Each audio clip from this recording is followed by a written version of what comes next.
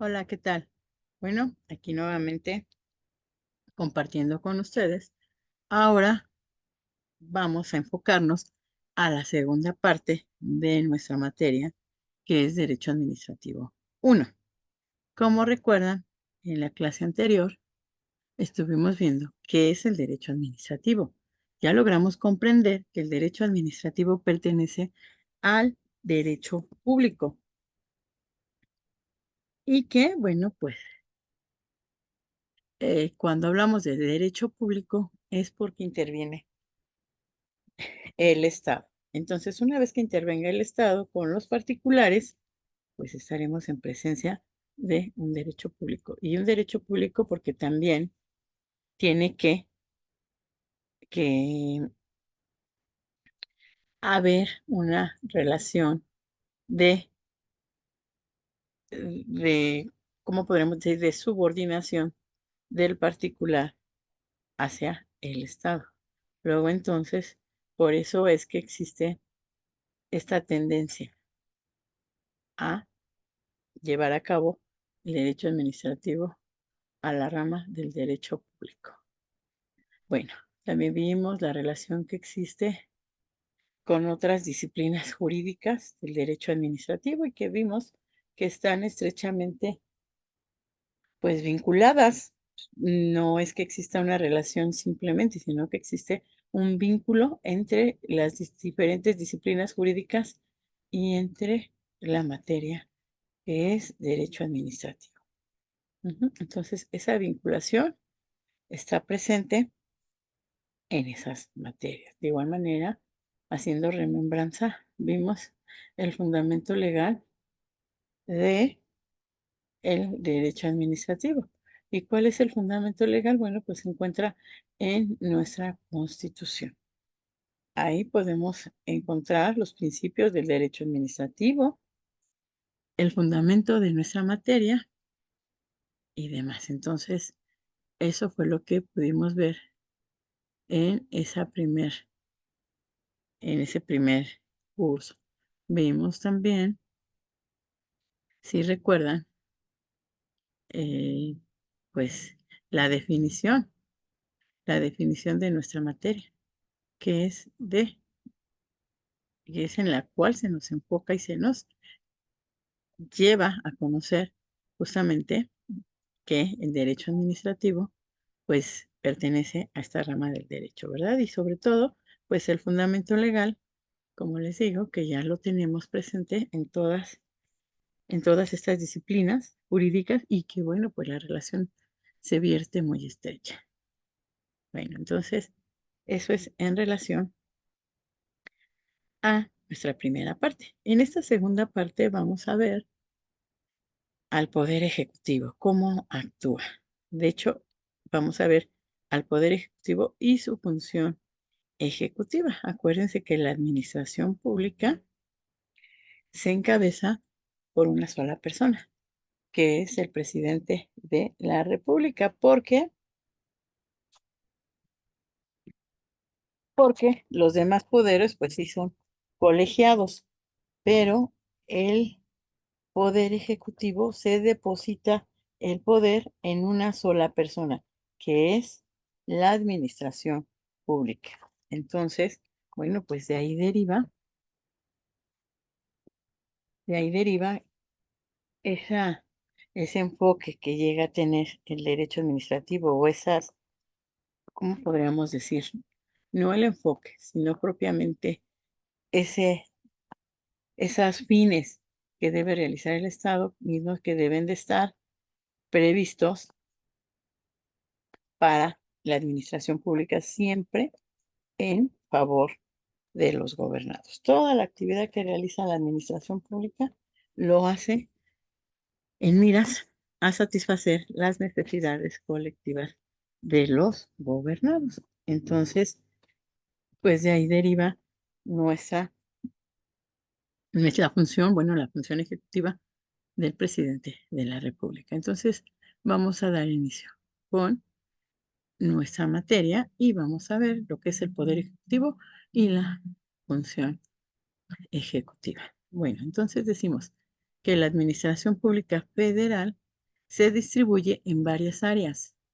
La mayor se ubica en el ámbito del poder ejecutivo, pero existen sendas áreas de ella en la Cámara de Diputados, en la Cámara de Senadores y en el Poder Judicial de la Federación, así como en cada uno de los órganos u organismos constitucionales autónomos y en las universidades públicas a las que se les confiere autonomía. El artículo 90 constitucional divide a la Administración Pública Federal en centralizada, paraestatal, ley orgánica pública federal y se encarga de detallar la integración de ambas. ¿De qué? De la administración pública. Entonces, el Poder Ejecutivo pues realiza toda la función en, como nos lo dice aquí, en los diferentes órganos o bien organismos constitucionales y autónomos. Entonces, toda la función del presidente que se representa a través de la administración pública, pues se lleva a cabo bajo estas circunstancias, ¿verdad? ¿Por qué? Bueno, como les decía, el poder ejecutivo se deposita solo en una persona, que es nuestro presidente de la República, y es quien el que lleva la batuta pues en la administración. Bueno, entonces vamos a dar inicio justamente de lo que les platico, de que el poder ejecutivo, eh, que a diferencia de los otros dos poderes, concentra su actuar en una sola persona y que tiene facultades constitucionales que a lo largo de la historia reciente y por la existencia de un solo partido hegemónico en el poder, al Ejecutivo le fue permitido por mucho tiempo estar en una posición superior en relación a los otros dos poderes, llegándose a referir a un nivel doctrinal incluso de facultades metaconstitucionales. ¿Por qué? Porque, como les digo, ese poder se deposita en una sola persona, no así como los otros dos poderes, como el poder legislativo, que bueno, se deposita en jueces, en magistrados, en los ministros de la Suprema Corte. Entonces, bueno, pues el poder se distribuye en todas estas personas. El poder legislativo, de igual manera, no solo se enfoca en una persona, se distribuye ese poder pues en todos los legisladores, en todos los senadores, todos los que ocupan el Congreso de la Unión y que, bueno, pues como les digo, está representado tanto por diputados, tanto por senadores y que, bueno, pues el poder se deposita ahí, en ellos. Y en cambio, el poder ejecutivo solamente es se deposita el poder en una sola persona. Entonces, como nos dicen, ¿no? Que en tiempos pasados se consideraba que el partido hegemónico que estuvo en el poder, pues llegó a tener ciertas facultades que no están constituidas en la Constitución, no se contemplan, pero eran prácticas que se llevaban a cabo durante,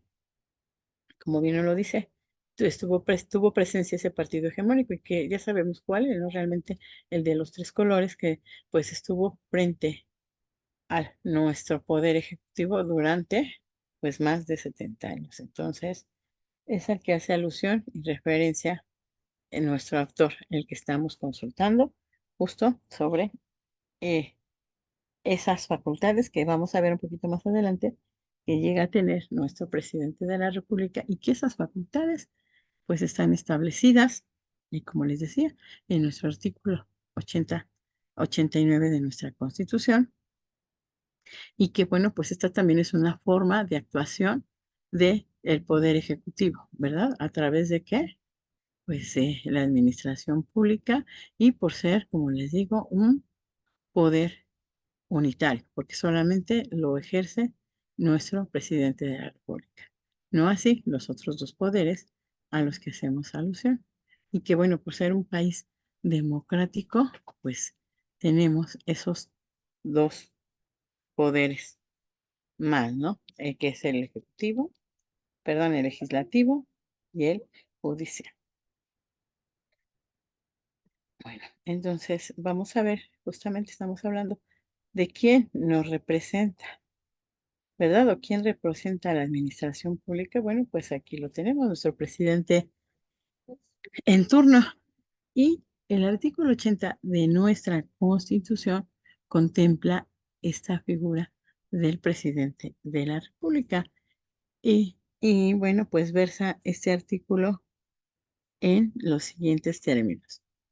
Dice, el artículo 80 constitucional dispone que el ejercicio del Poder Ejecutivo Federal se deposita en un solo individuo, que se denomina presidente de los Estados Unidos Mexicanos. Luego, el presidente de la República o de México, como también se le suele denominar, es el titular de uno de los tres poderes constituidos con carácter federal. La Constitución crea, organiza y le otorga su competencia al presidente de la República.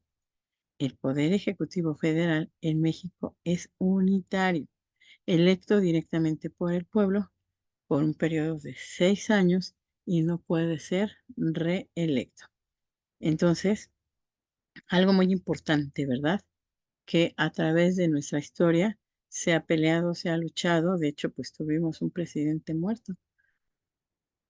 Acuérdense en la decena trágica, en donde Madero postulaba justamente esos principios, ¿verdad? De sufragio efectivo, no reelección. ¿Por qué? Bueno, pues porque surge toda esta contienda, porque a través de la historia que, bueno, vivimos, ahorita hablábamos de un partido hegemónico que estuvo gobernando por más de 70 años, no así, justo hablando del presidente Porfirio Díaz, que él duró en su cargo pues alrededor de 30 años y que durante todo ese tiempo pues hubo pues maltratos hacia los campesinos. Ya ven que pues se trataba a los campesinos como esclavos porque trabajaban en esas grandes haciendas en las cuales, bueno, pues trabajaban de sol a sol, no se respetaban sus derechos humanos y que por eso surge la revolución para pues poder otorgarle tierra. ¿Se acuerdan el lema de Zapata que era tierra y libertad para que los campesinos, lejos de trabajar para otros latifundios, bueno, pues esas tierras fueran trabajadas por ellos, ¿no? Que fueran para ellos, que fueran sus propiedades de ellos. Entonces, bueno, por eso surge la revolución.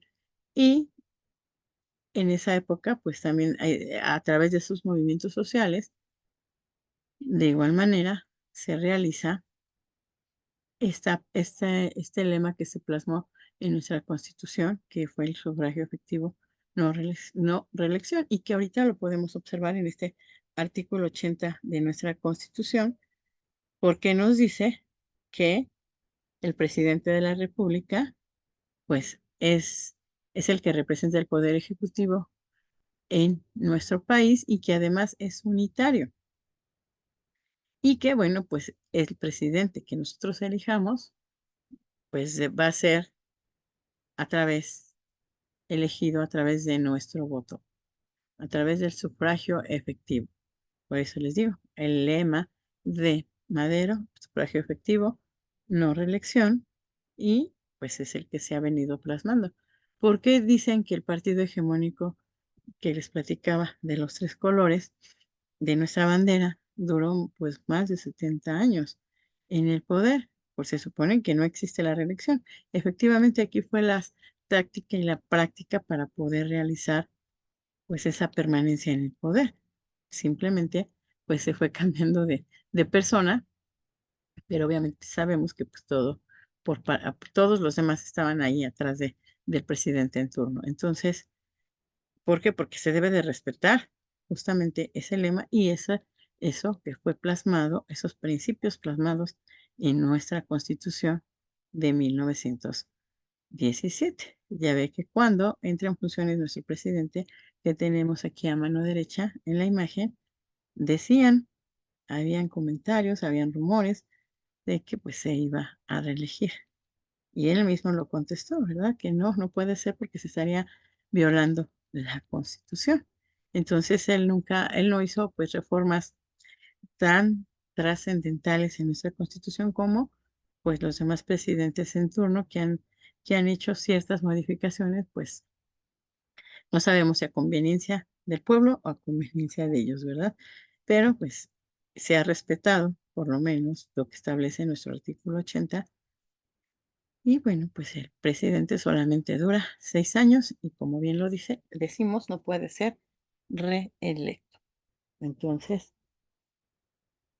también, bueno, otra práctica que tenemos y que siempre se ha conservado es que nosotros somos quienes elegimos al presidente de la República o bien a los gobernadores de los estados e inclusive a los presidentes municipales a través del sufragio efectivo. Vamos a las urnas, emitimos nuestro voto con pues la persona que nos causa esa confianza y a través de ese voto es como elegimos a nuestro presidente. Y acuérdense que pues lo tenemos que analizar esta figura. ¿Por qué? Porque él es el que encabeza la administración pública, es el que está al frente del poder ejecutivo. Por eso hablamos de que es un poder unitario. Y bueno, pues está regulado en nuestra Constitución, en el artículo 80. Es fácil de confundir a los artículos porque hablamos de un artículo 80, pero también pues podemos hablar del artículo 89, que ese es artículo donde se enfocan las facultades del presidente de la República y que también vamos a analizar. Bueno, continuando con nuestra figura del presidente de la República, bueno, pues podemos decir que es así que la figura del presidente de la República implica, a diferencia de los otros poderes que se establecen en un sistema democrático, el legislativo y judicial, la necesidad de que sea ocupado por una sola persona, como resultado de una elección directa y por un tiempo determinado.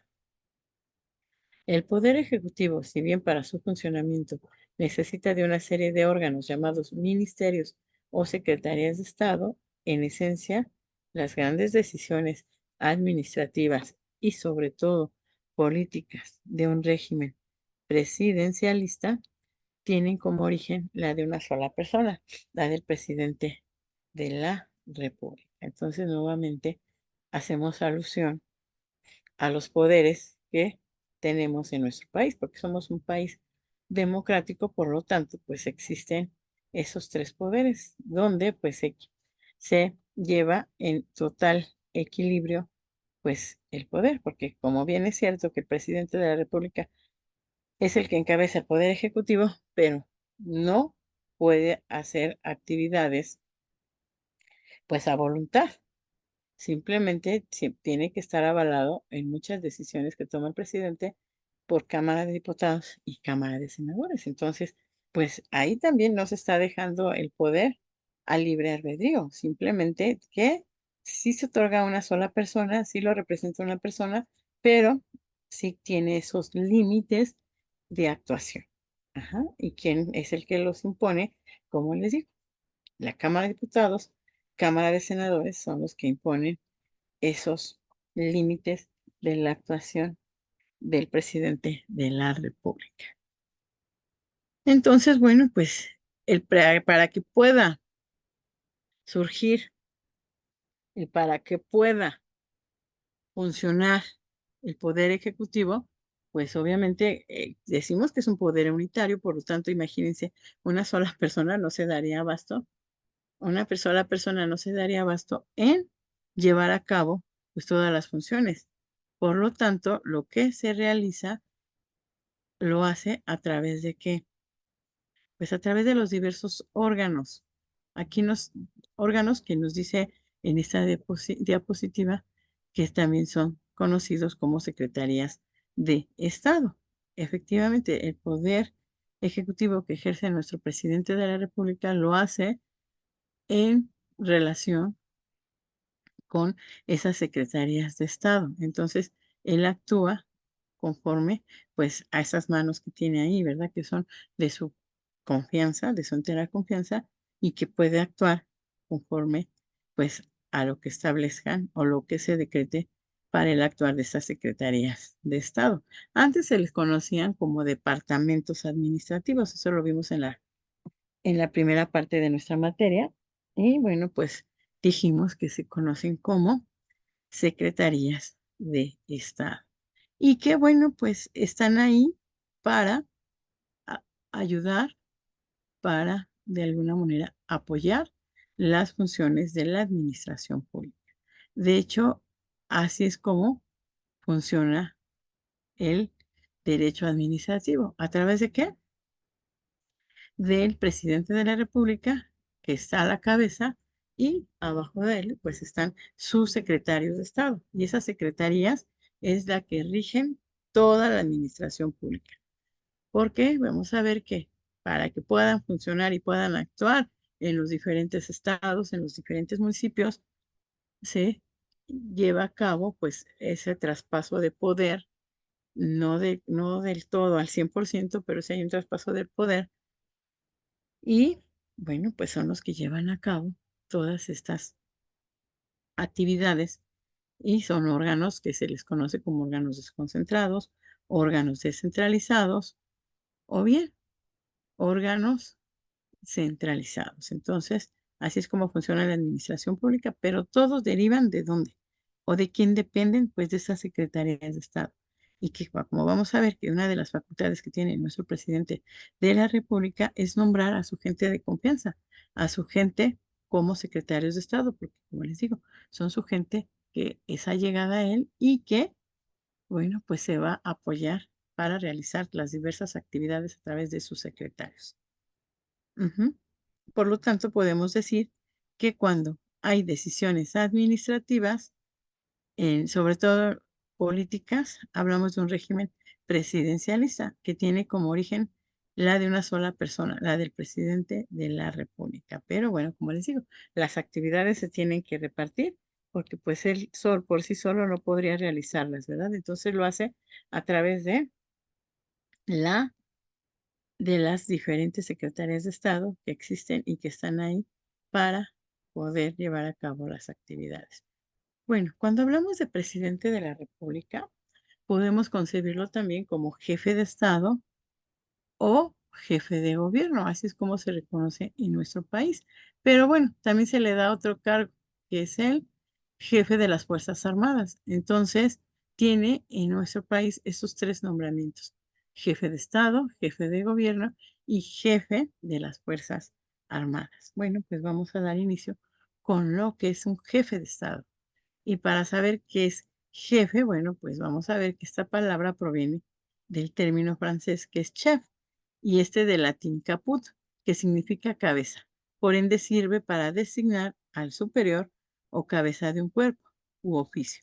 La palabra estado procede del lenguaje jurídico italiano, stato, y este vocablo deriva del latín status, estado de convivencia en un determinado momento, ordenación de la convivencia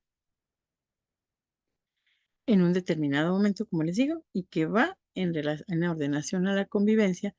Y la palabra estato, bueno, precede al nombre de algunas ciudades, por ejemplo, Estato de Firenze, es decir, Estado de Florencia, en el decurso de los siglos XVI, XVIII y XVII. La palabra estado fue adquiriendo carta de naturalización en los idiomas, que fue el francés, inglés, alemán, español, y hoy es de uso generalizado en todo el mundo. Entonces, como podemos ver, si hablamos de jefe, pues de acuerdo al latín, a la palabra caput, bueno, pues estamos haciendo referencia a la cabeza.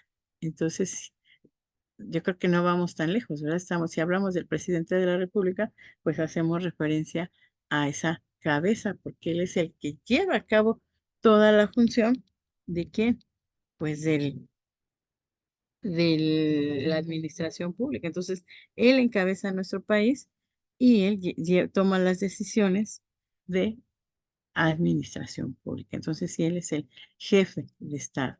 Bueno, este nombre se le da al presidente de la República cuando sale, ¿verdad? Cuando sale de nuestro país y nos representa, firma convenios o va a congresos, es conocido como jefe de Estado, el jefe del Estado mexicano. Entonces, este carácter, bueno, lo realiza cuando sale al extranjero. Cuando está en nuestro país, bueno, cuando concede indultos, se le denomina de igual manera jefe de Estado. Entonces, bueno, como podemos observar, el jefe de Estado es la cabeza justamente de un país denominado Estado, como bien nos lo dice aquí, que en la mayoría de los países se ha generalizado con este término como Estado. Entonces, el jefe de Estado es nuestro presidente de la República, que también funge con esa categoría y como les digo, sale al extranjero, nos representa de igual manera en estos términos, con esta categoría y cuando llega a otorgar indultos, lo hace también en ese carácter de jefe de Estado, cuando recibe a los cónsules y a los que van o los embajadores que están o llegan a nuestro país, a ellos también, bueno, el presidente de la República también actúa con ese cargo de jefe de Estado. Luego entonces, pues sí es de trascendencia, ¿verdad? Entender que nuestro presidente de la República es considerado jefe de Estado y como les digo, cuando sale y actúa en representación de nuestro país o a nombre de nuestro país, pues lo hace con esa calidad de jefe de Estado. Pero vamos a ver justo en qué radica, ¿verdad? Ese nombre o esa categoría que se le da. Y nos dice que la esencia jurídica del Estado radica en el hecho de ser una organización cuya finalidad primordial es regular la convivencia de un pueblo determinado que habita sobre cierto territorio, mediante la creación de una voluntad dominante sobre la totalidad de los ciudadanos. El Estado ha sido objeto de definiciones diversas en los campos de la sociología, del derecho, de la ciencia política y en general de todas las disciplinas que tienen como objeto el estudio, el fenómeno político. Entonces podemos decir, según la teoría de la división de poderes, que en rigor es debido entender como una teoría de reparto de funciones, esas son tres en el Estado democrático: la función legislativa, la ejecutiva y la judicial.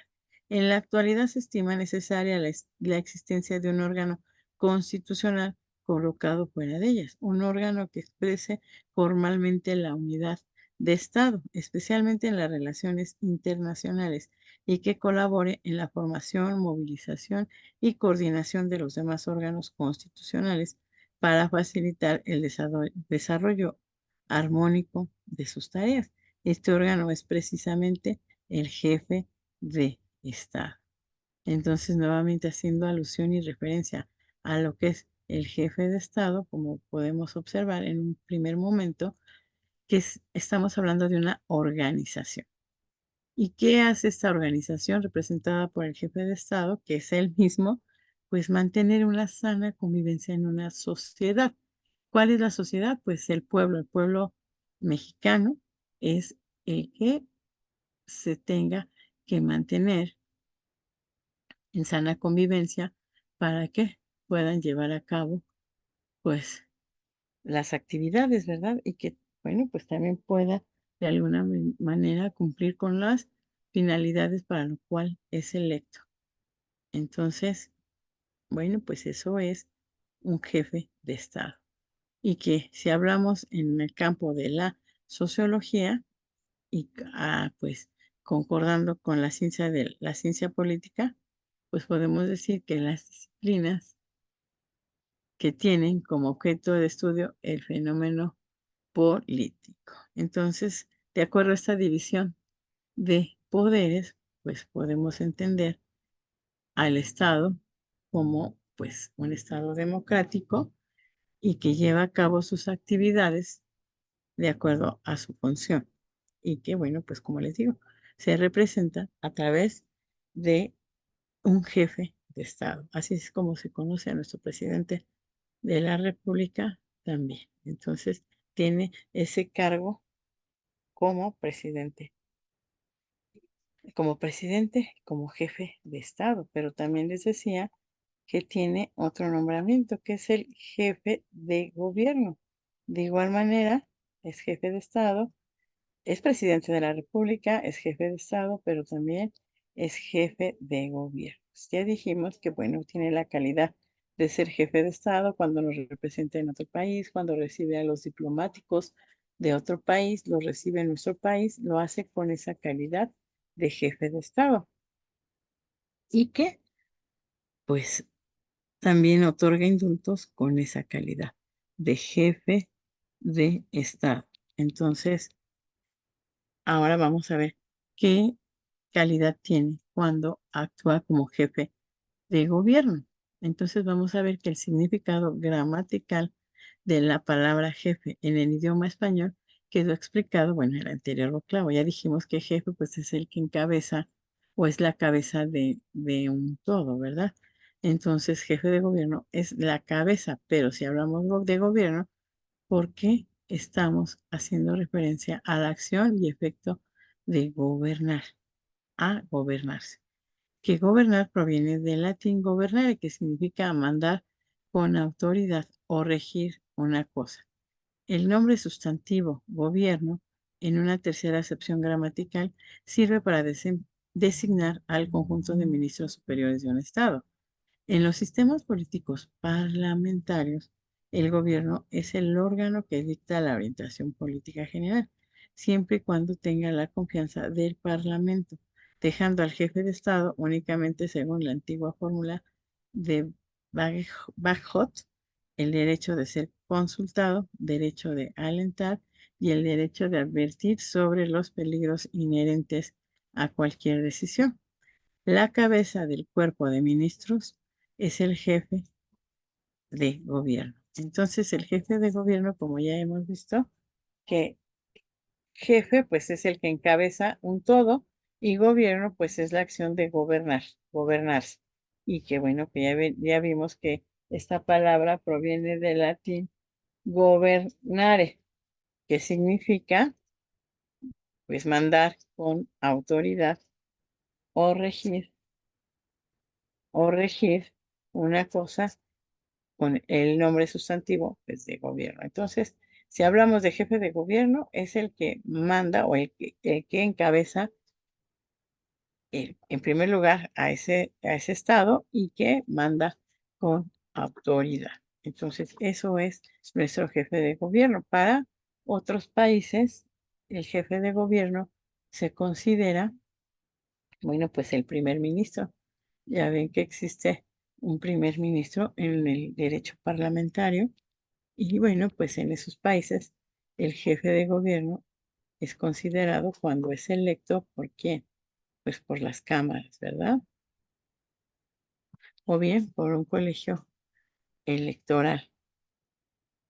Entonces, podemos decir que en los Estados Unidos mexicanos, el presidente de la República es asimismo jefe de Estado y jefe de gobierno, facultándolo expresamente en el artículo 89, mismo que se contempla en la fracción segunda de la Constitución General de la República para nombrar y remover libremente a los secretarios del despacho, de acuerdo al autor Pericles Namorado Urrutia. Bueno, pues entonces esta calidad, como vemos, de jefe de gobierno, jefe de Estado, se otorga a través de nuestra Constitución y el cual está plasmado en el artículo 89, fracción segunda. Vamos a ver que también al presidente de la República, pues les decía, se le otorga otra, otro nombramiento, se le da otra calidad, que es el de jefe de las Fuerzas Armadas. Entonces, bueno, como podemos observar, del lado derecho, pues tenemos una imagen de nuestra Constitución, que es, como les decía, la fuente la fuente y la ramificación de todas las materias de nuestra materia, que es derecho. Entonces, de ahí se derivan, de ahí surgen y pues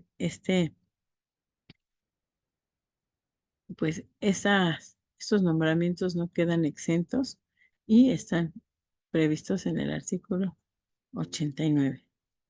Entonces, ahí es donde se prevén todas las facultades que tiene el presidente de la República y que, como les dije, vamos a ir desmenuzando poco a poco.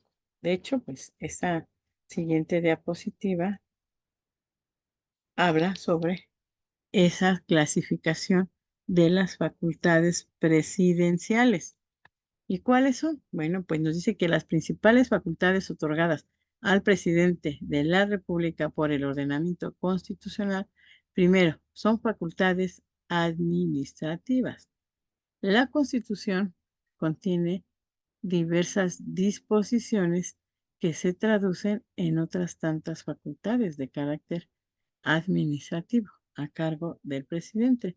Entre ellas se pueden mencionar dentro de esas facultades administrativas la de nombramiento o de propuesta para, pues, que tiene, ¿no? Como facultad, como derecho de poder nombrar, de poder proponer, como lo hace con los ministros de la Suprema Corte, al igual del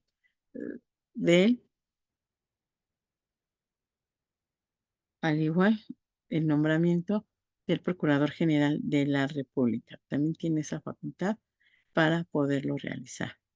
Entonces, bueno, esos nombramientos o esas facultades se conocen como facultades de carácter administrativo.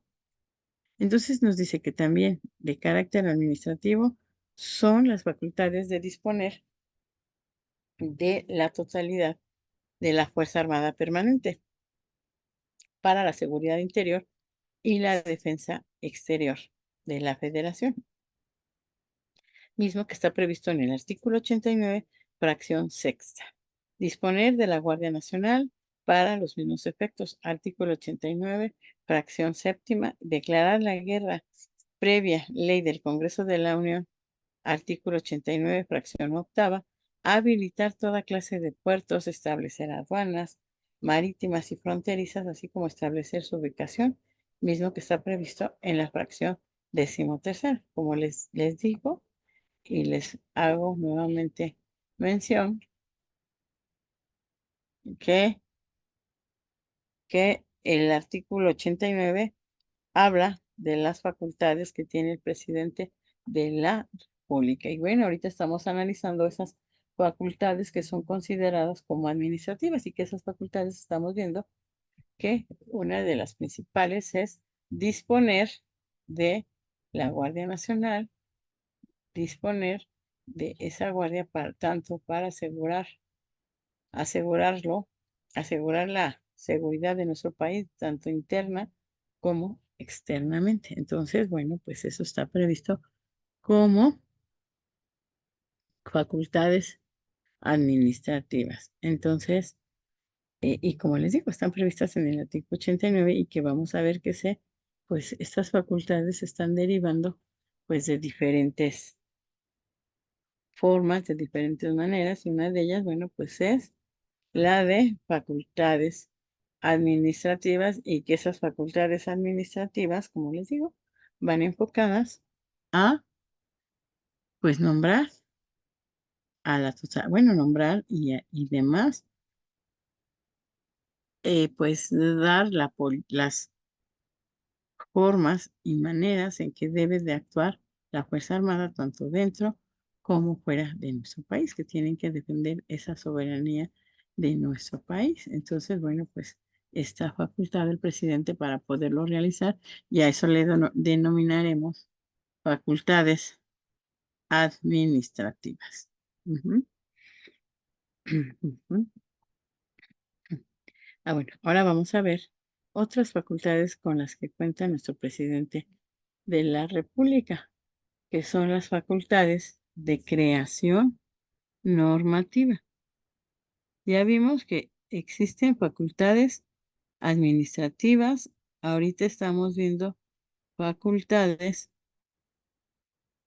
de creación normativa, porque el presidente tiene esa facultad de crear normas de carácter legal. Entonces podemos decir que el presidente tiene muy diversas facultades en materia de creación normativa, ya sea para el efecto de dictar directamente normas jurídicas o bien para el efecto de concurrir a procedimientos de creación normativa que llevan a cabo otros poderes, particularmente, bueno, pues es el poder legislativo. Destaca la facultad de emitir reglamentos de acuerdo al artículo 89, fracción primera, la fracción 16 del artículo 73 en relación al Consejo General de Salubridad y en el párrafo segundo del artículo 131. Entonces, bueno, esta facultad que tiene el presidente para mandar iniciativas de ley a la Cámara de Diputados, pues la tienen, así como la tienen también los gobernadores de los estados, como la tiene Cámara de Diputados, Cámara de Senadores y los ciudadanos en poder enviar proyectos de ley, pero esta facultad pues la tiene el presidente de igual manera en primer lugar.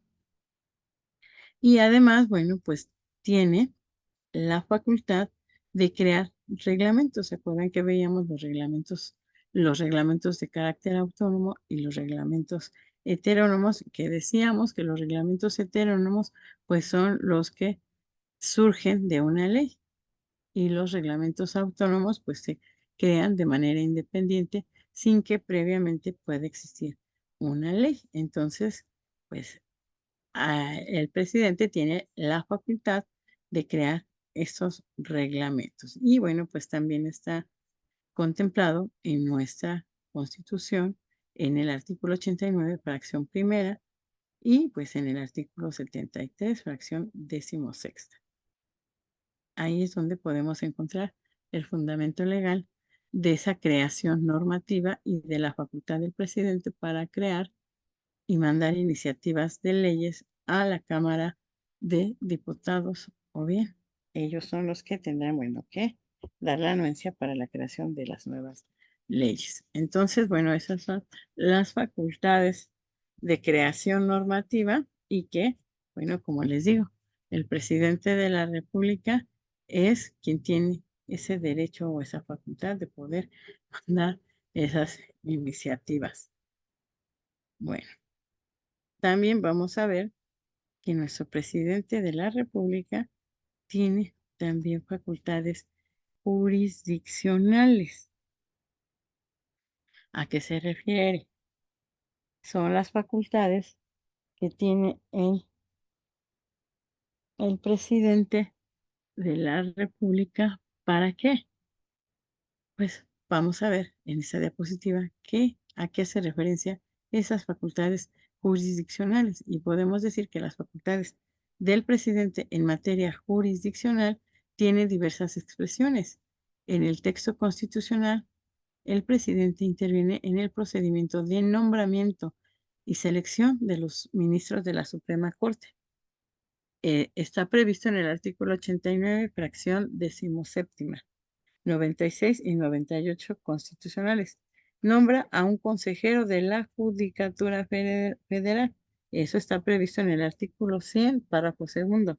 Presta su auxilio para el ejercicio expedito de si bien la clasificación anterior toma en cuenta otros artículos constitucionales, en gran medida logra agrupar a grandes rasgos los diversos y principales tipos de facultades con que cuenta el Poder Ejecutivo en la normatividad actual a nivel constitucional. Sí, efectivamente estamos analizando el artículo 89 constitucional. Como bien les decía, este artículo contempla las facultades que tiene el presidente de la República, pero pues hemos estado analizando de igual manera diversos artículos de nuestra Constitución y que también, como podemos observar, hay facultades que tiene el presidente y que pues están reguladas en otros artículos. Entonces podemos concluir que las facultades del presidente no solo se encuentran en el artículo 89 de nuestra Constitución, sino que también se hace extensivo a otros artículos de nuestra Constitución Política de los Estados Unidos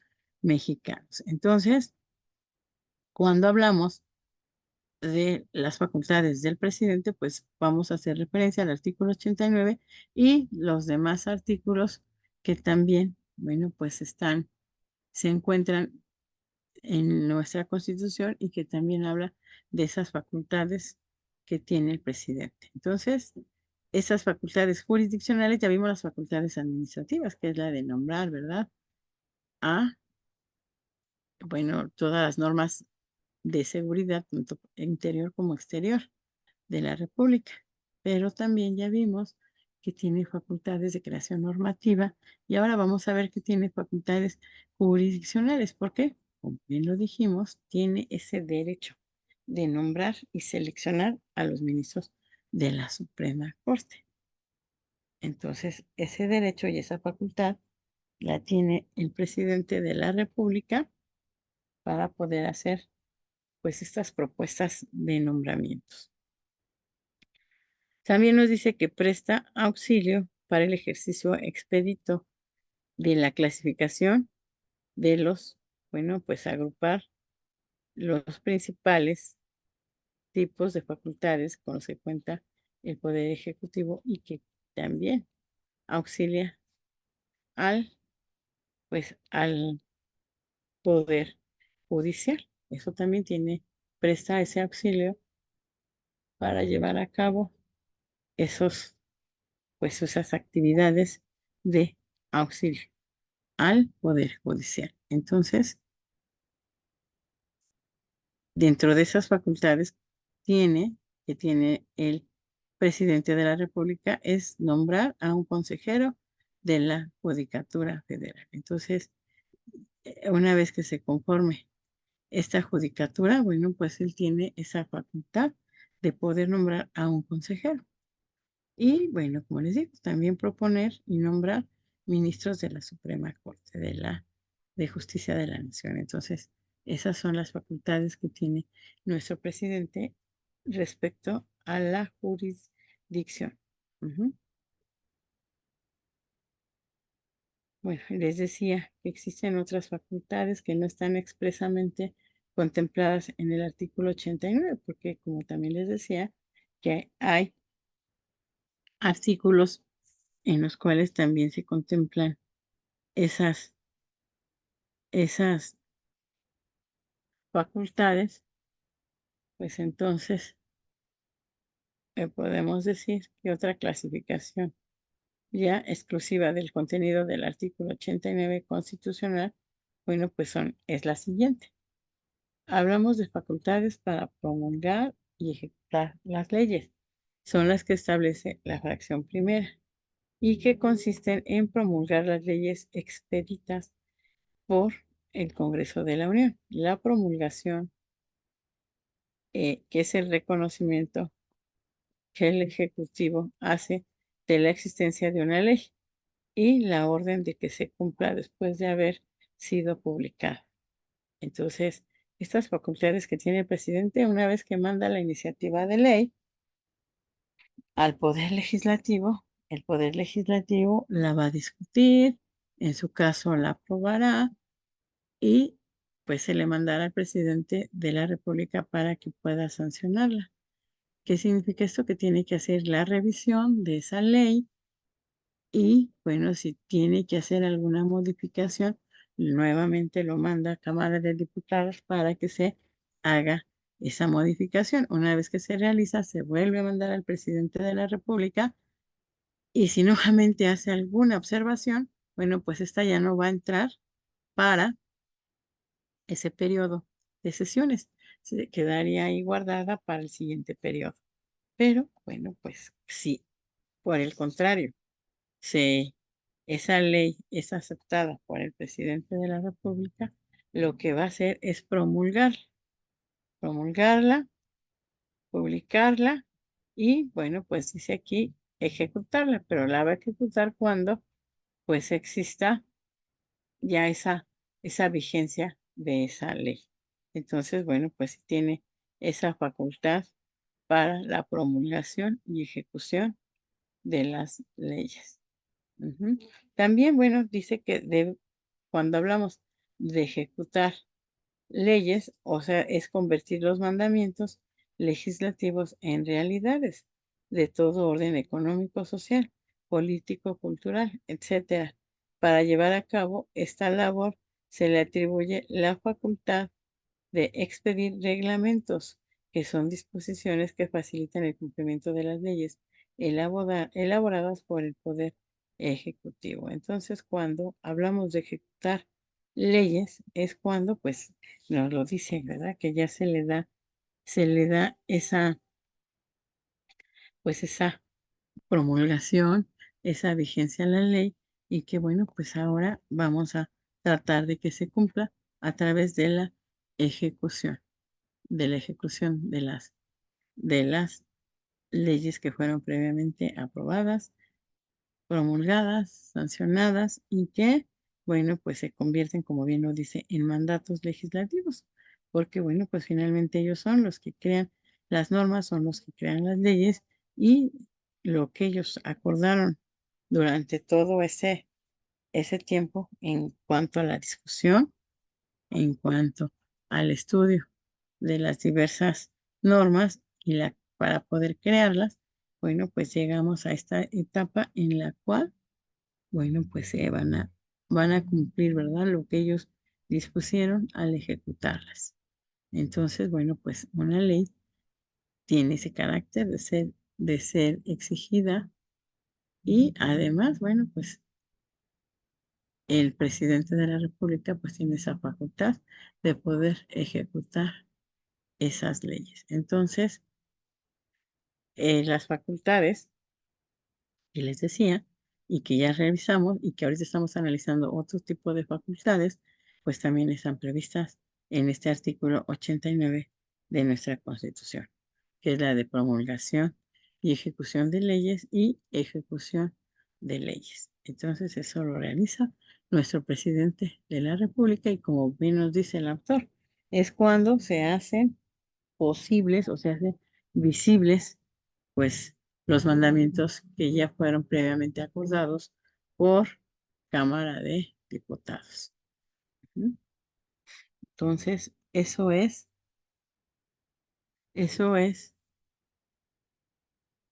esas son, mejor dicho, otras facultades con las que cuenta nuestro presidente de la República. Bueno, entonces dijimos facultades para promulgar y ejecutar leyes.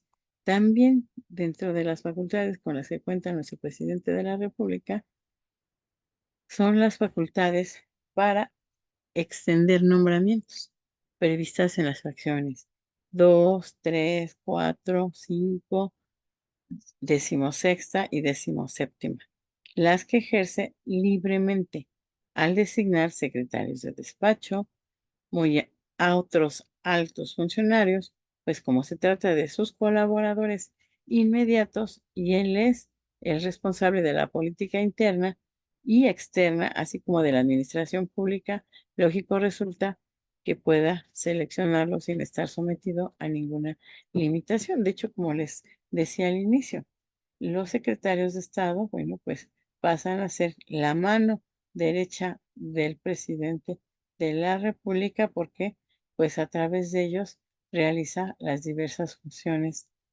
de administración. Entonces, podemos observar que se encuentran previstos en estos artículos y dentro de ellos, bueno, pues ese derecho y esa facultad de nombrar a sus secretarios de Estado, que son sus más cercanos colaboradores, son su gente de confianza y por medio del cual, bueno, pues van a llevar a cabo los fines del Estado, que es llevar la administración pública a quién, pues a todos los gobernados que somos, bueno, pues todos los que estamos inmersos en este país. Bueno, entonces tiene facultades para extender nombramientos previstos en estos artículos, en esas fracciones, perdón, del artículo 89.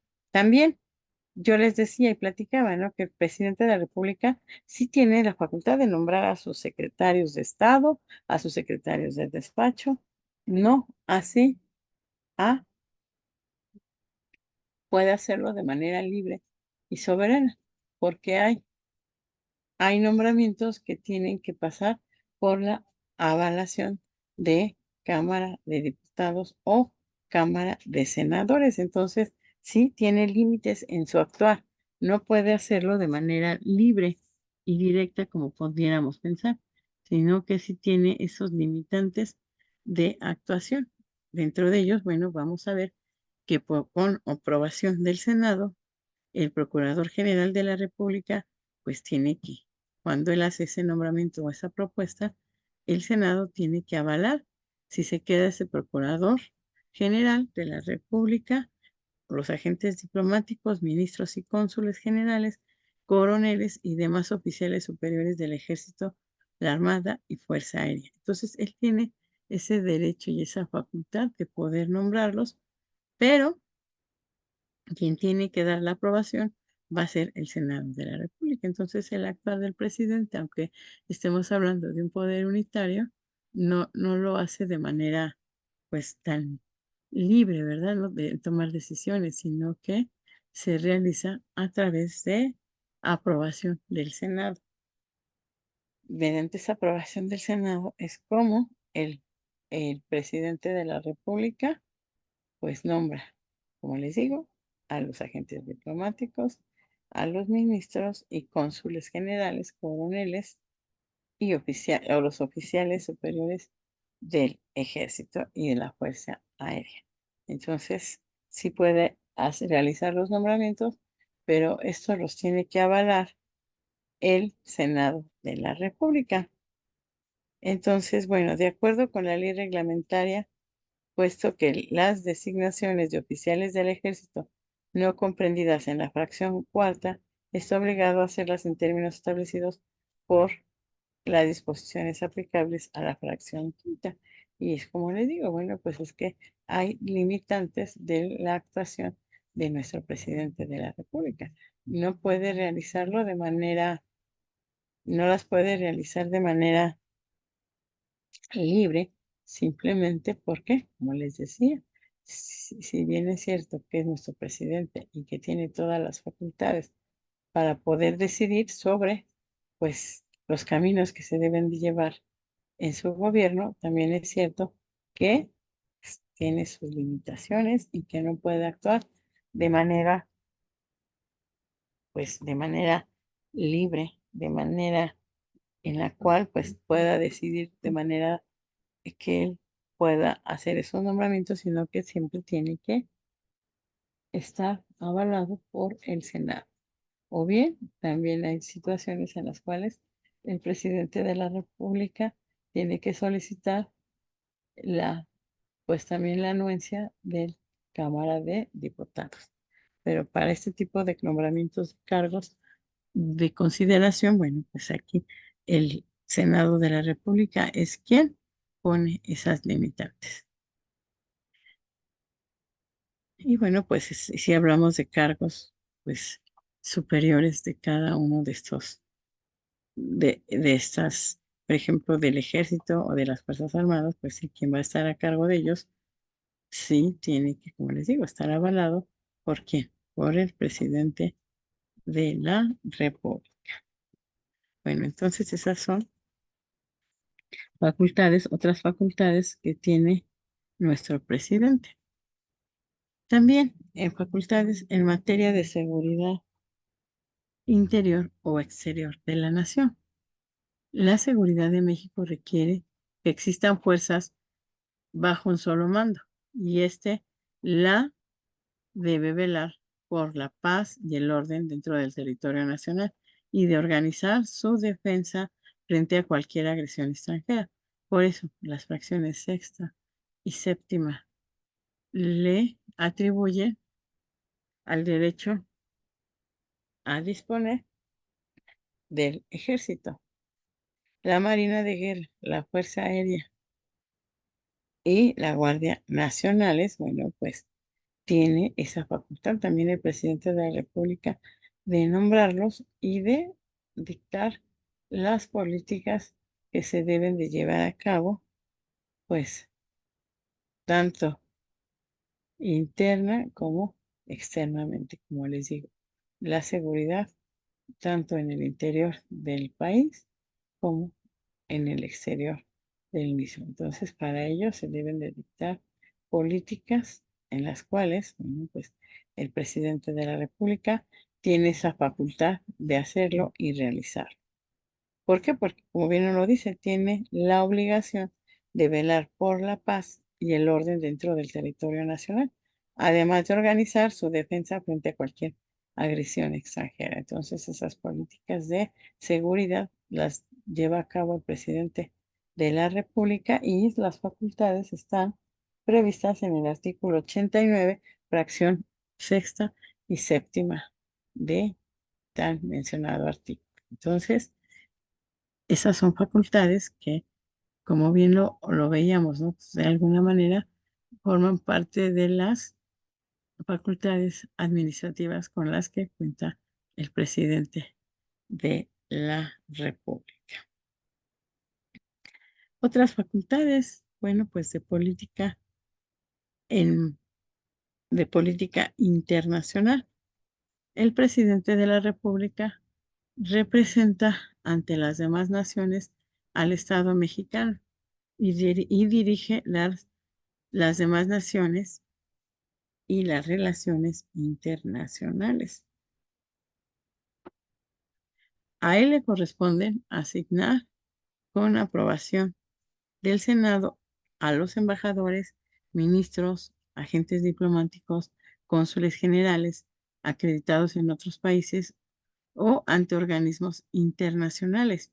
Asimismo, recibe las cartas credenciales, es decir, los nombramientos de los representantes diplomáticos extranjeros por sus jefes de Estado. Entonces, en materia internacional, pues también tiene ese derecho o esa facultad de nombrar a los cónsules y a los agentes diplomáticos, a los ministros, cuando tengan que acreditarse en otros países. Pero bueno, pues como todo, les decía, no toda el actuar del presidente de la República se hace de manera libre. Bueno, pues también existe esas limitaciones y que pues el Senado de la República es el que tiene que avalar esos nombramientos de los cuales se le otorgan, bueno, pues a los diferentes eh, embajadores, a los diplomáticos y bueno, pues el presidente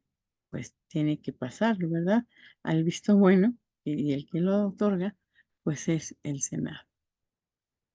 Ujú. Y bueno, pues también cuando recibe las cartas credenciales, tiene la facultad de recibir cartas credenciales, las cuales vienen de los diferentes representantes diplomáticos extranjeros y que el presidente es quien los recibe.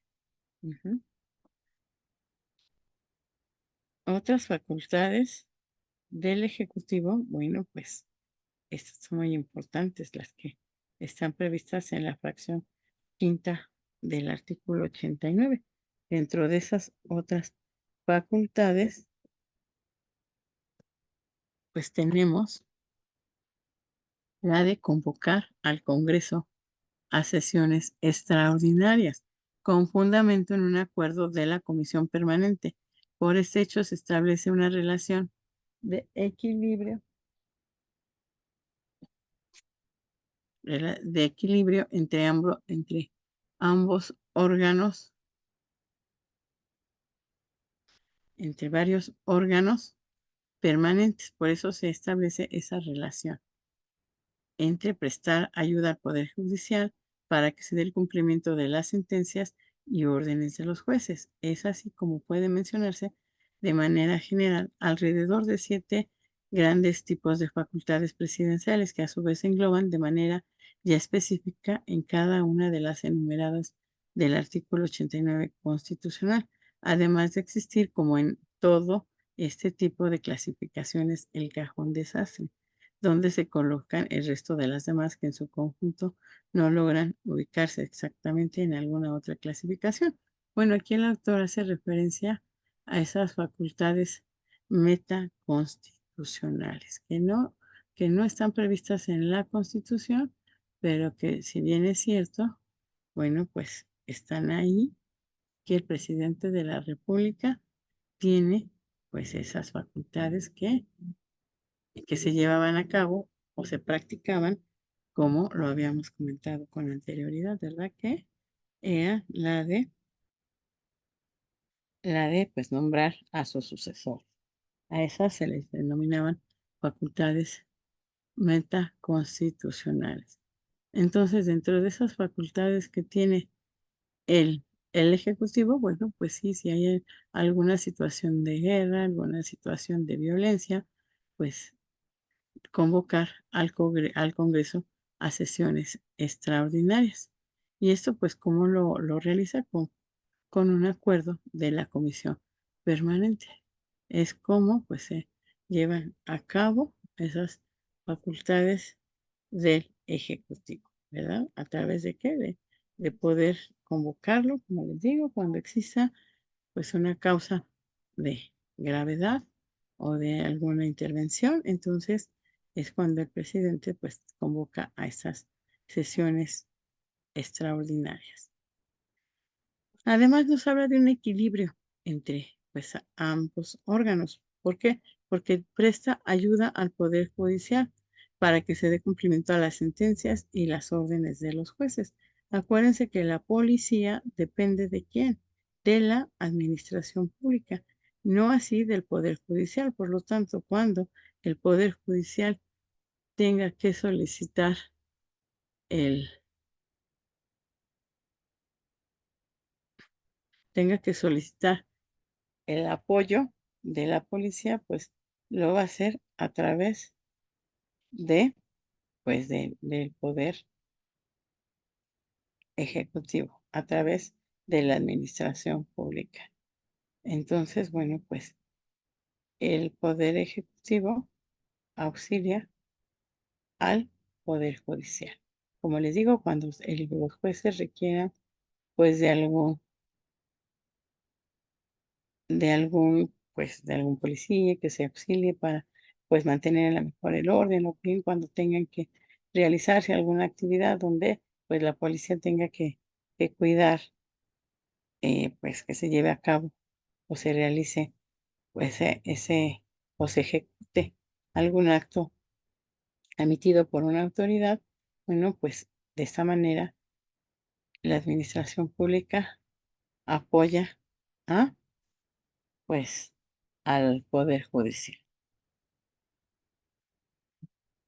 Y bueno, pues como les digo que hay facultades que no están precisamente establecidas en el artículo 89, sino que se encuentran en los diversos artículos de la Constitución y que pues también están ahí haciendo mención sobre esas facultades que tiene nuestro presidente. Aquí nos habla el autor sobre ese cajón, qué cajón desastre que son facultades que no están previstas en ninguna fracción ni en ningún artículo de nuestra Constitución, pero que sin embargo están ahí presentes. A esas facultades se les llama o denomina facultades metaconstitucionales porque están arriba de la Constitución, o sea, no están previstas dentro, pero sí están por encima de nuestra Constitución. Y esas facultades metaconstitucionales se llevaban a cabo de acuerdo, pues, al partido político hegemónico que estuvo más de 70 años y que, pues, él tenía esa facultad de designar a la persona que lo iba, pues, que lo iba a pues a relevar en el cargo. Entonces, por eso se habla de esas facultades metaconstitucionales, que no están previstas, pero que sin embargo por muchos años se llevaron a la práctica. Entonces, el, el maestro Carpizo es el que hace alusión a estas facultades metaconstitucionales y que, como les digo, no están previstas en nuestra Constitución, pero sin embargo se llevan a cabo por los diversos presidentes en turno.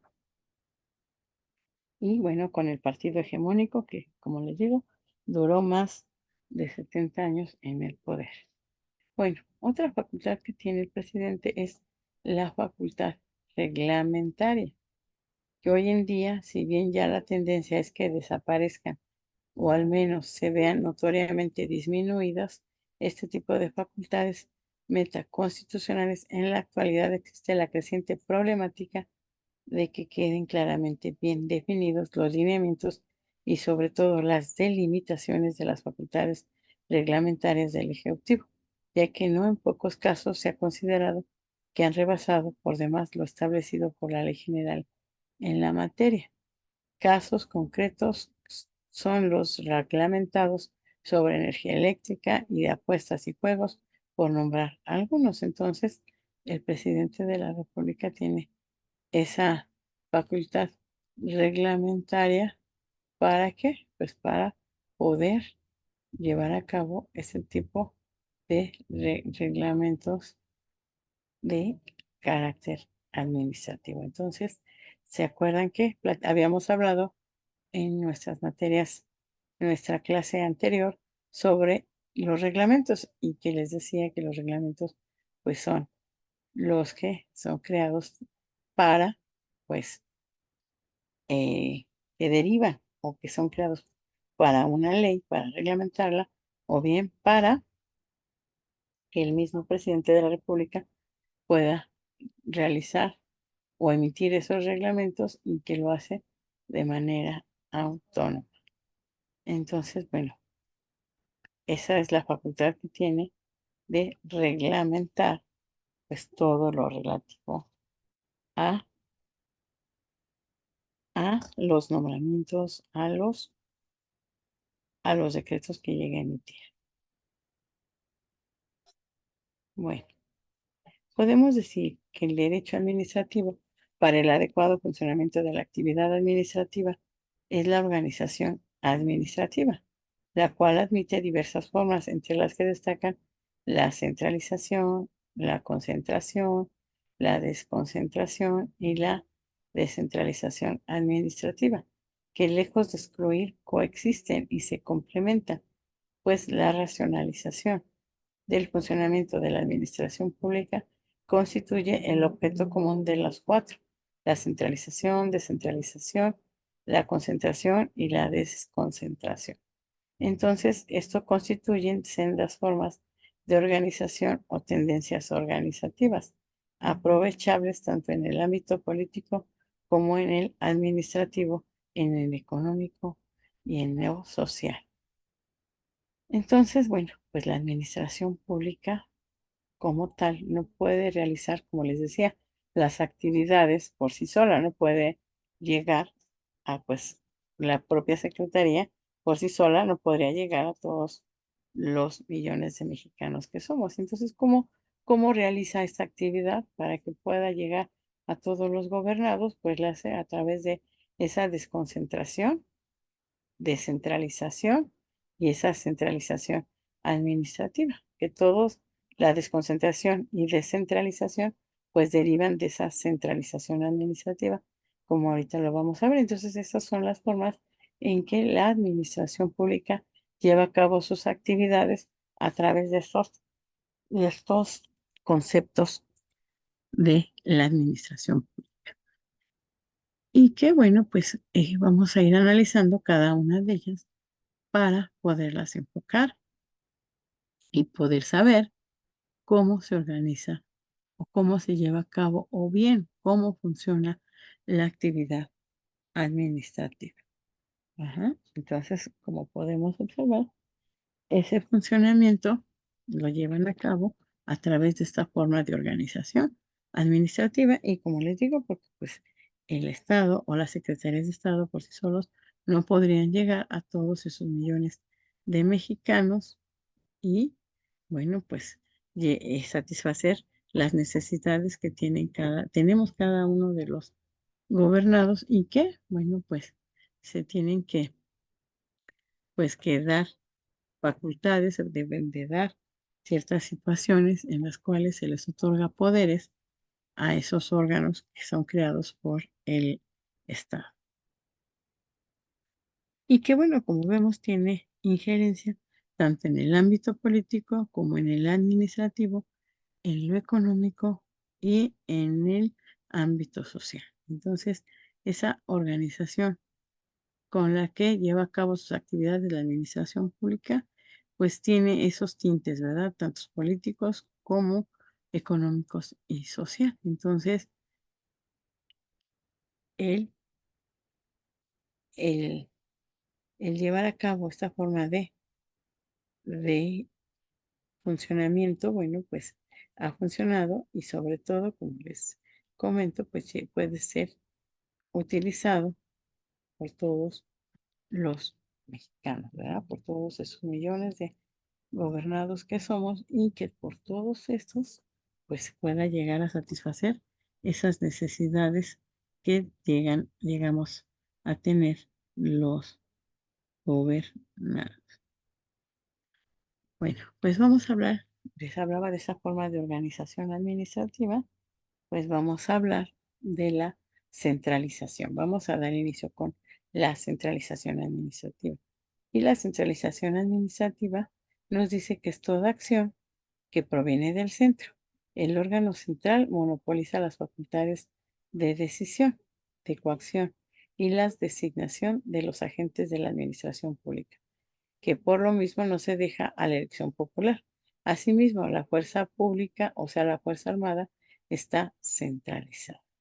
Entonces, como podemos observar, la centralización administrativa hace referencia a que todo proviene del centro.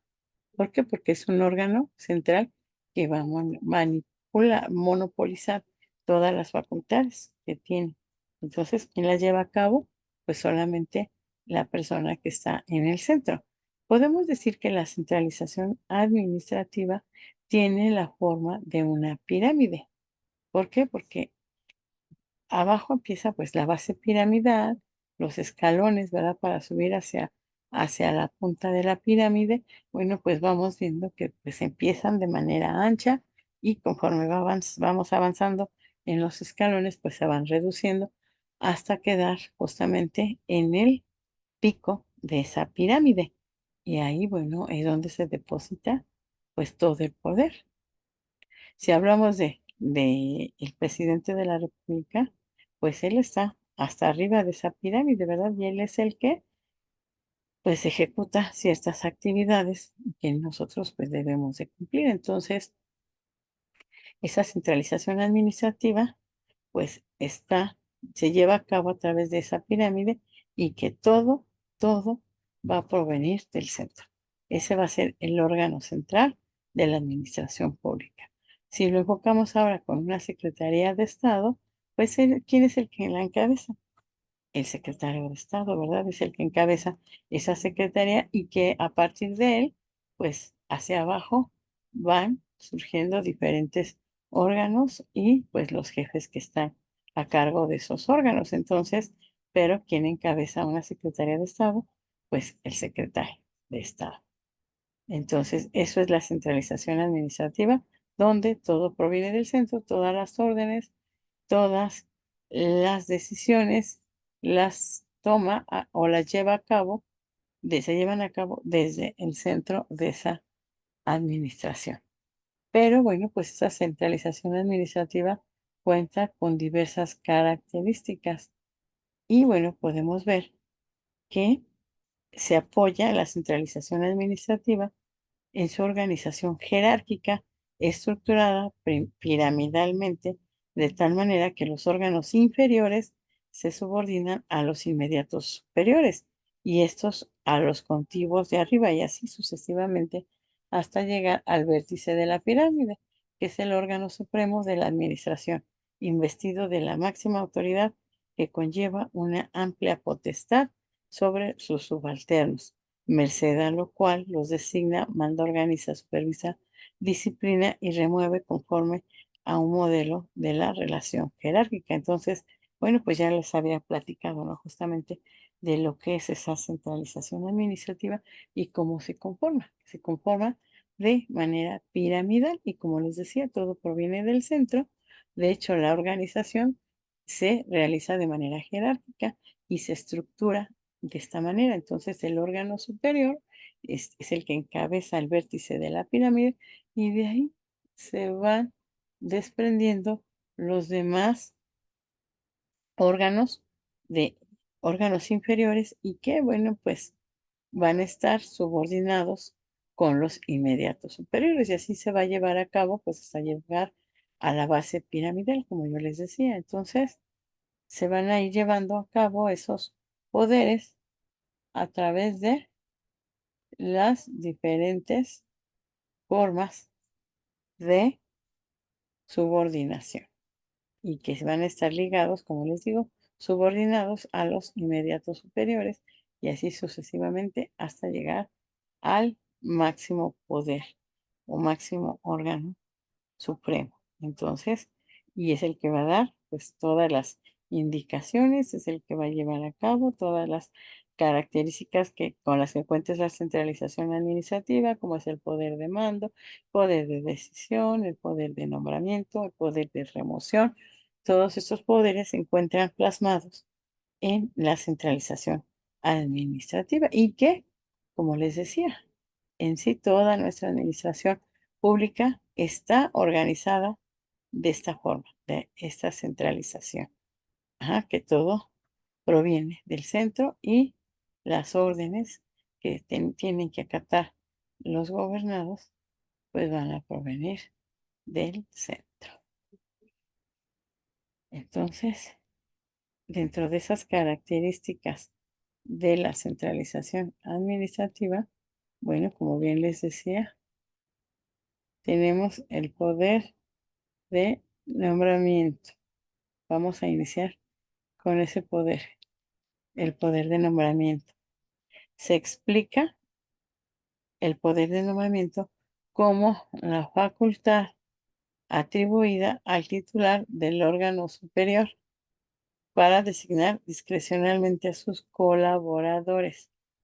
En nuestro caso, el presidente de la República tiene la facultad de nombrar a los titulares de las dependencias de la administración pública centralizada, o sea, a los secretarios de Estado, al consejero jurídico del Ejecutivo Federal y en su caso a los jefes de los departamentos administrativos, así como a los demás empleados de la administración centralizada, cuyo nombramiento no esté determinado de otro modo en la Constitución o en las leyes. Entonces, este poder de nombramiento, como aquí nos lo explica ahora en esta diapositiva, lo tiene el presidente de la República también, ¿no? Al nombrar a sus secretarios de Estado y que, bueno, pues como les dije, nombra a la gente que es de su confianza, la gente cercana a él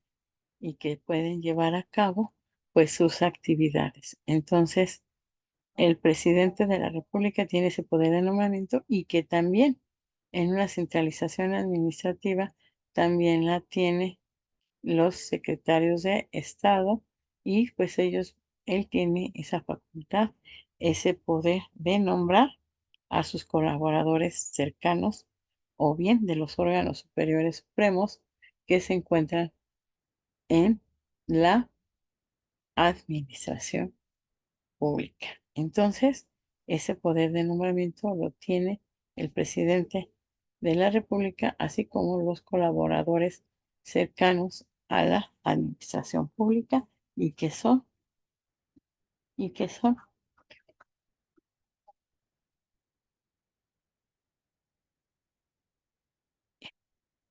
y que son, bueno, como vemos, pues todos los secretarios de Estado, y sus subordinados que tienen ese derecho a nombrarlos para que puedan trabajar y puedan colaborar de manera conjunta y que bueno, pues sean ellos los que apoyan justamente, ¿no? Su política de cómo llevar a cabo sus actividades y cómo van a tener ese impacto en la sociedad. Entonces, ese poder de nombramiento es uno, una de las características con las que cuenta la centralización administrativa. Tenemos otro poder, que es el poder de remoción. Así como el presidente tiene la facultad de nombrar a sus secretarios de Estado, también los secretarios de Estado tienen el derecho de remover a sus funcionarios públicos. Entonces, el poder de remoción lo lleva a cabo el jefe del Ejecutivo Federal y no solo está facultado para nombrar a sus colaboradores cercanos, sino que en ejercicio del poder de remoción los puede cesar o despedir, según previene la fracción segunda del artículo 89 de la Constitución Política de los Estados Unidos Mexicanos. Entonces, el presidente, así como los nombra, puede removerlos. ¿Y cómo lo hace? A través de ese poder de remoción y que, bueno, pues está previsto en la fracción segunda.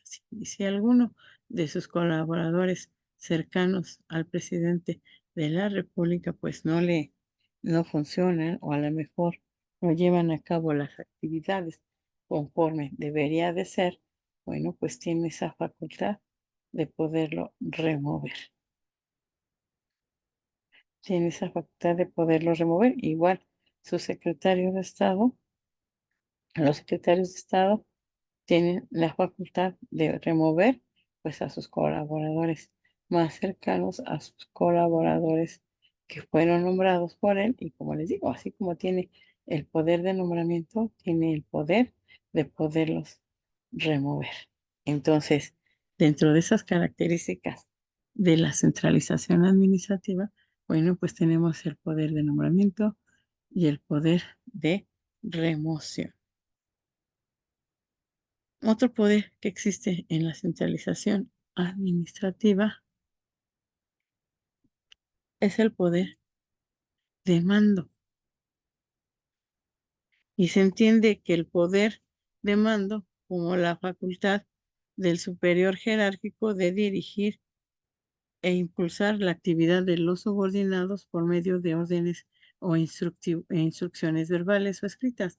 Obviamente, estos poderes correlativos a la obligación de obediencia a cargo del subordinado, sus límites establecidos en el ordenamiento jurídico correspondiente derivan de la amplitud de la facultad o poder del superior, así como del ámbito y materia de su competencia, así como el horario de labores y en el caso del personal de base. Entonces, ese poder de mando, pues sí, si estamos hablando que tiene el poder de nombrar, el poder de remover, también tienen el poder de mandar. Y que, bueno, pues esta facultad la tiene el superior jerárquico. ¿Para qué? Pues para dirigir e impulsar la actividad de los subordinados. Entonces, este poder de mando va a estar presente para, pues, para todos estos subordinados y que el superior jerárquico pues tiene esa facultad de mandar. ¿Por qué? Porque si no hubiese un mando, no hubiese un poder, pues cada quien haga lo que quisiera. Entonces, el superior jerárquico puede llevar a cabo esas órdenes o esas instrucciones a través de qué? De, de instrucciones verbales o escritas. Entonces, estos poderes son correlativos a la obligación de obediencia a cargo del subordinado. ¿Y cuáles son los límites que se establecen en el ordenamiento jurídico?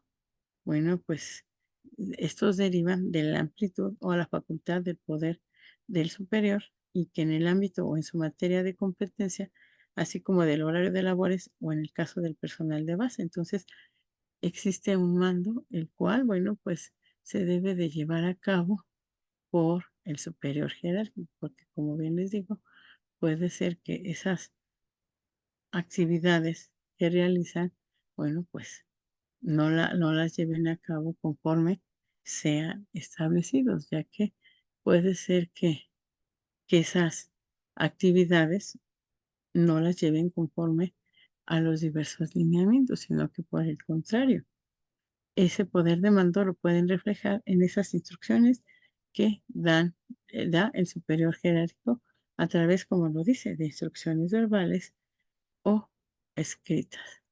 Entonces, ese poder de mando lo tiene la administración pública y esas instrucciones las deben de llevar a cabo, ¿quiénes? Pues los subordinados, los servidores públicos que están o prestan sus servicios en esa dependencia, ¿verdad? O en ese órgano de la administración pública. Entonces, como ya vimos, tienen el poder de decisión, tiene el poder de remoción, tiene el poder de mandar a quienes, a sus subordinados, para que se lleven a cabo esas actividades de los servidores públicos y que están bajo el mando del superior jerárquico o del órgano superior de la administración pública. También existe otro poder, que es el poder de decisión. Y en el ejercicio del poder de decisión, el superior puede optar entre varias alternativas de resolución y en consecuencia elegir la que en su opinión sea la mejor, la cual habrá de ser acatada por el inferior, dado que el poder de decisión, como explica el profesor Luis Humberto Delgadillo Gutiérrez, es la facultad que tienen los órganos superiores para la emisión de los actos administrativos, reservando a los inferiores la realización de los trámites necesarios hasta dejarlos en estado de resolución. Entonces, esta decisión que tiene el superior jerárquico es, como aquí bien nos lo dice, ver entre varias alternativas que otorga los servidores públicos y que él pueda irse por la resolución que considere. Entonces, por eso tiene varias alternativas y resolverá en consecuencia para elegir la mejor opinión y que esa, bueno, pues sea la adecuada y que la decisión que tome el superior jerárquico, pues sea la correcta, ¿verdad? Como nos dice este maestro, Humberto Delgadillo Gutiérrez dice que es la facultad que tienen los órganos superiores para la emisión de los actos administrativos. De hecho, bueno, esa vamos a ver en la tercera de nuestras sesiones, que es el acto administrativo.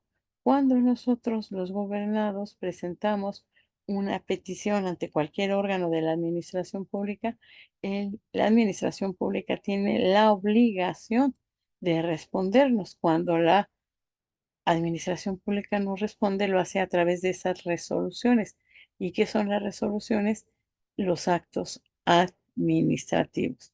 Entonces, cuando nosotros presentemos una petición ante cualquier órgano de la administración pública, pero puede ser que por error lo presentemos en otro lado y que el superior jerárquico, bueno, pues tenga que revisar esos actos administrativos o esas resoluciones, bueno, pues entonces estaríamos en presencia de, de ese poder de decisión que tendrá el órgano superior jerárquico para poder llevar a cabo, pues, esa decisión de con cuál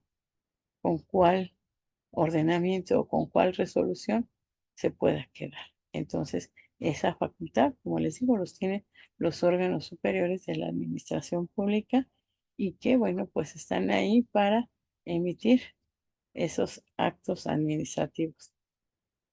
Y que, bueno, pues esa facultad solo la tienen los órganos superiores de la administración pública. Dentro de todos los poderes que ya hemos mencionado, pues también se encuentra este poder de decisión. Otro poder que tiene el órgano superior de la administración pública, que es el poder de vigilancia. Ese poder se ejerce mediante actos materiales ordenados por el superior, consistentes en visitas, inspecciones, investigaciones, supervisiones y auditorías contables, operacionales o administrativas, complementadas con informes, rendición de cuentas, estados presupuestales y contables. En virtud del poder de vigilancia, el superior mantiene la posibilidad de rectificar y corregir la actuación de los órganos y servidores públicos subordinados, así como la de fundamentar las responsabilidades imputables a los inferiores. Entonces, este poder que tiene el órgano superior de la administración pública es la de vigilar cómo llevan a cabo sus actividades los servidores públicos. Y una vez que se percate de lo que del actuar de sus funcionarios, pueda afincar responsabilidades.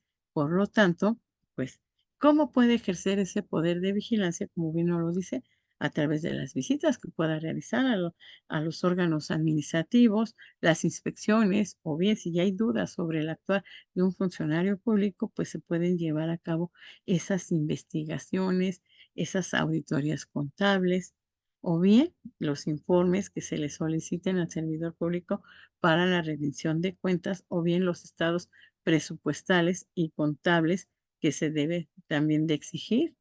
¿A quién? Pues a los servidores públicos que no estén llevando a cabo sus labores conforme lo establece este poder de vigilancia. Entonces, en virtud de lo anterior, el poder de vigilancia que el superior mantiene, bueno, pues como les digo, es con la finalidad de poder vigilar, de poder saber cómo actúan los servidores públicos que son subordinados y que de esta manera puedan, pues, imputarle, ¿verdad?, responsabilidades y que, bueno, como también ya vimos dentro de los principios del derecho administrativo, que nos habla de la buena fe, ¿se acuerdan?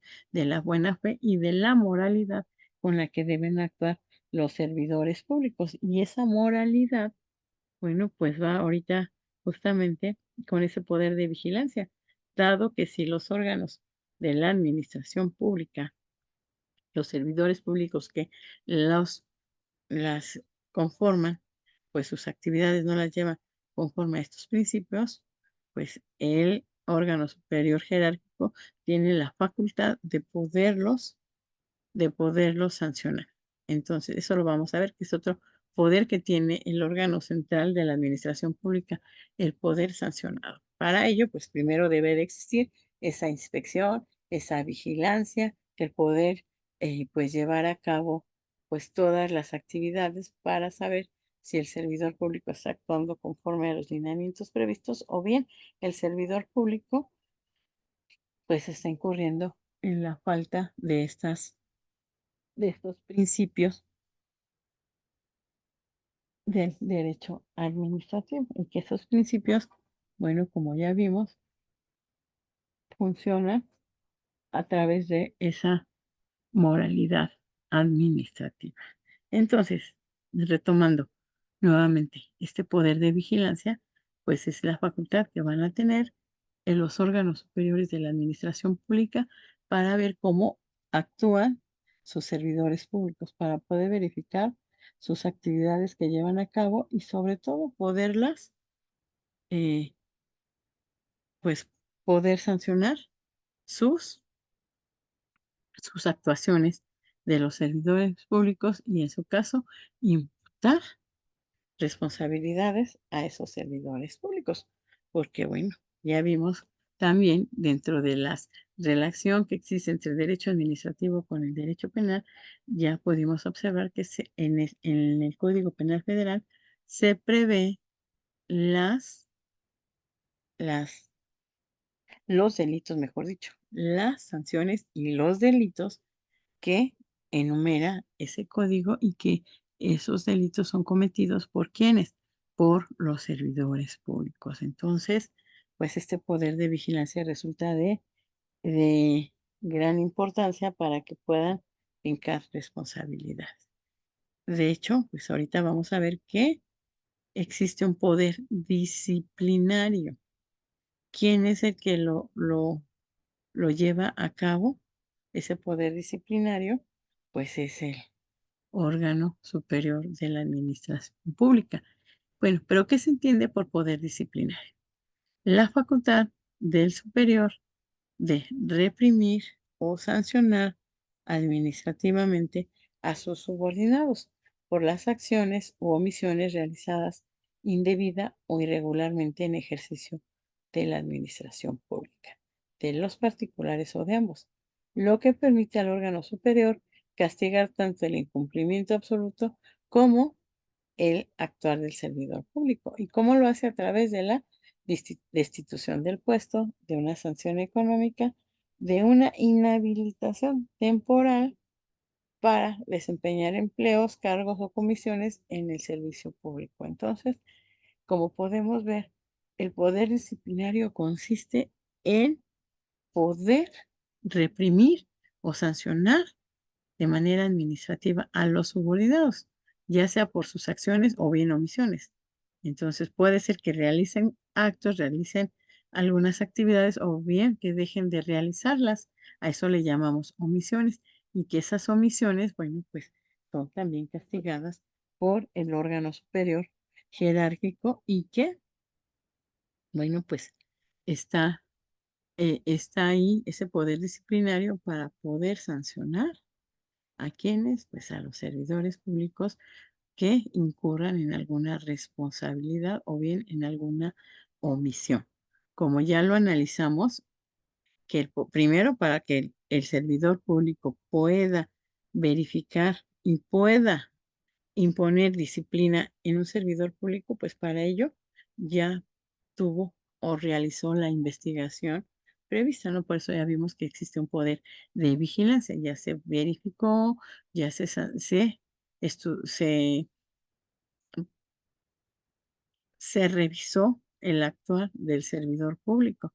Entonces, una vez que se encuentra con esas situaciones en las cuales se verifica que sí está incumpliendo con sus actividades, bueno, ¿cómo lo pueden disciplinar o cómo lo pueden corregir? Bueno, en primer lugar, lo tiene la facultad del superior jerárquico de destituirlo de su puesto o bien sancionarlo de manera económica o bien inhabilitarlo de manera temporal para que pueda desempeñar empleos, cargos o comisiones en el servicio público. Entonces, estas tres sanciones que puede ejercer el superior jerárquico, bueno, pues las hace, las lleva a cabo para poder sancionar al servidor público.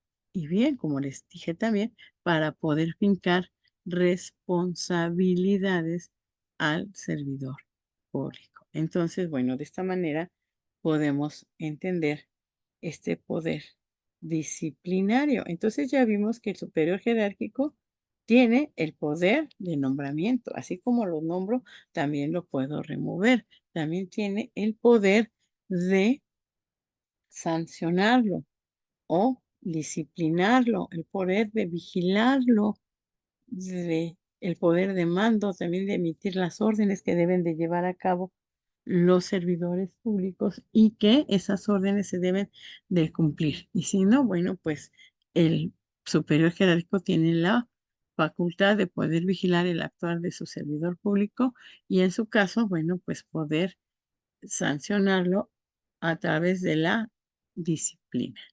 Otro poder que tenemos que es el poder de revisión. ¿Y en qué consiste este poder de revisión? Pues en la facultad atribuida al titular del órgano superior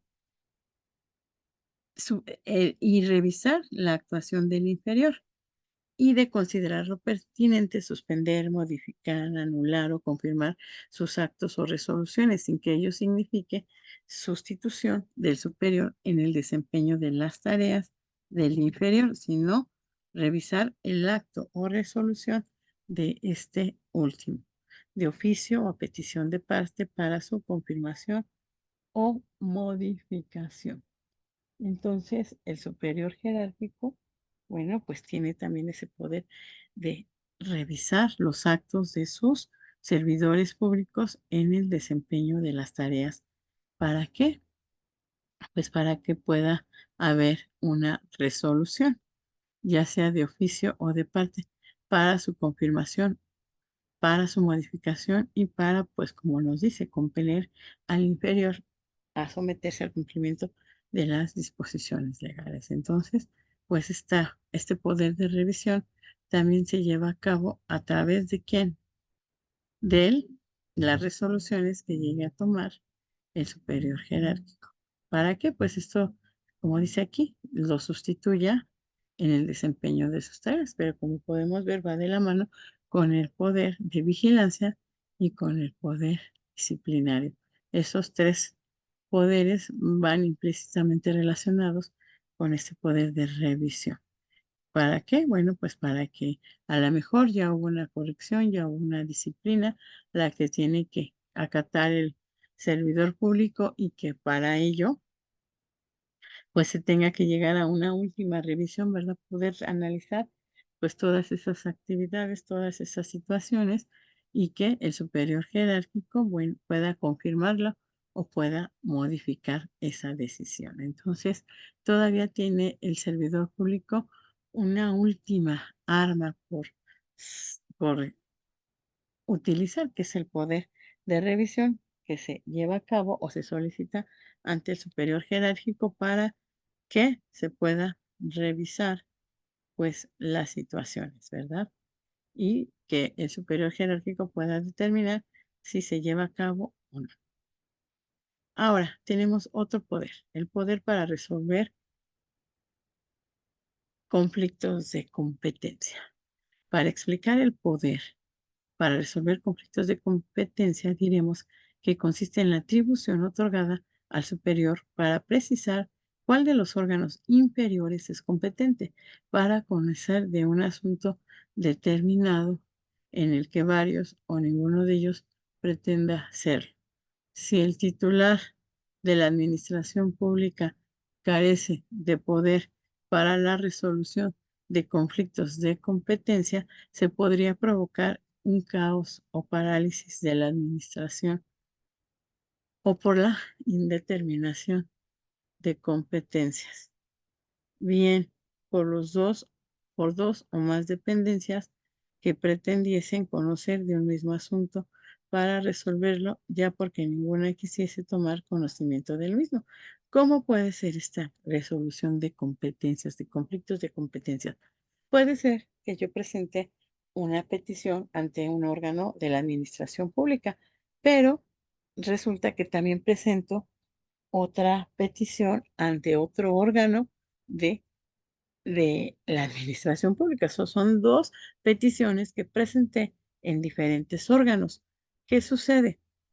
Que cuando emiten una resolución, bueno, pues puede haber una variación, ¿verdad?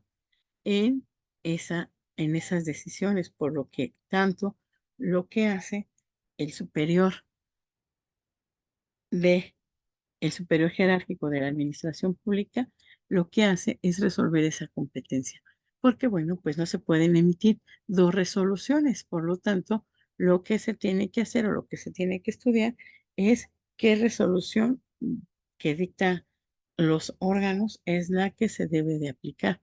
Por lo tanto, es aquí donde entra este poder para poder resolver esos conflictos de competencia y poder decidir cuál de las dos resoluciones es la que se tiene que llevar a cabo, es la que se tiene que presentar para poder, pues, resolver estos conflictos de competencia. Entonces, esos conflictos de competencia, pues los resuelve el superior jerárquico de la administración pública y que, bueno, pues son uno de los tantos poderes con los que cuenta la administración pública. Entonces, bueno, en este caso, el superior jerárquico de la administración pública, que es el poder para resolver conflictos de competencia. Bueno, esos son de todos los poderes con los que cuenta la administración pública para poder llevar a cabo sus actividades en la centralización administrativa, como bien les decía. Ahora bien, vamos a terminar con este tema que son los poderes de la centralización administrativa y que como ya pudimos observar son varios. Ahora vamos a entrar en estudio de con la desconcentración administrativa. Entonces, ahorita vamos a ver lo que es la desconcentración administrativa.